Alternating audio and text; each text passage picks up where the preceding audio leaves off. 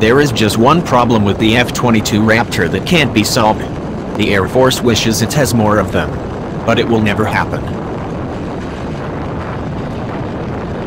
Thus, the Air Force's investment in the Raptor has more than paid off. The problem that remains is that the service only has 186 total F-22s left in its inventory out of a total production run of 195 jets built, including test articles. Of those, only 120 aircraft are combat-coded frontline aircraft, the rest are test, training and backup aircraft inventory jets. The United States Air Force's fleet of stealthy Lockheed Martin F-22 Raptor 5th generation air superiority fighters is proving to be invaluable over the skies of Persia and Syria. While the powerful twin-engine stealth fighter does not have to worry about dealing with an air force, the aircraft does offer the USAF the ability to operate inside potentially dangerous areas protected by advanced Russian-built air defenses such as the S-300V4 and S-400.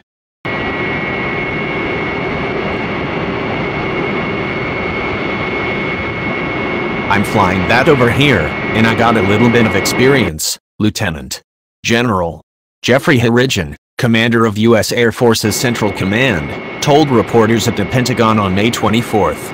I've been able to leverage, and, quite frankly, I've been very fortunate to have it over here, because it's given me a capability that's been incredibly important to my ability to get back into the airspace, particularly in Syria, as we've needed to gain a better understanding of what the Syrian and Russian IADS, integrated air defense systems, were doing.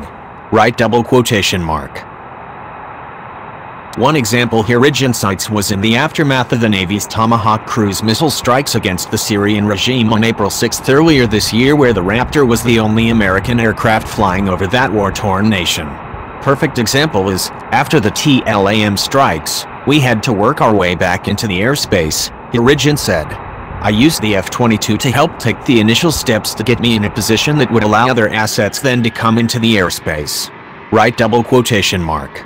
During those initial missions after the Navy's strike, the Air Force used the Raptors to secure the airspace, but Harijan points out that the jet also carries 250 lbs small-diameter bombs that can be used to strike surface targets. While I was doing that, the airplane was flying in a defensive counter-air role, Harijan said. But simultaneously, given that the airplane can carry small-diameter bombs, using the partnered force we had on the ground, I could fly defensive counter-air while simultaneously providing the capability to support our partners on the ground.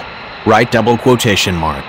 The F-22's potent array of sensors has also proven to be extremely useful during this air campaign. The other capability that has been very helpful for me is, while we'd like to leverage our AWACS and our ground radars for air domain awareness, the F-22 gives me a capability in real time to support those efforts in ensuring I have the ability to deconflict in real time, should the Russians or the Syrian Air Force decide to present themselves in a manner that's a conflict for us in the air, Harijan said. And so, in that environment, the F-22's ability to fuse information, understand where our friendly forces are, what the Syrian Air Force or the Russian Air Force are executing, and then provide that information to the joint force, it's frankly been unmatched. Right double quotation mark. Harijan noted that he has personally flown the Raptor in performing both those roles.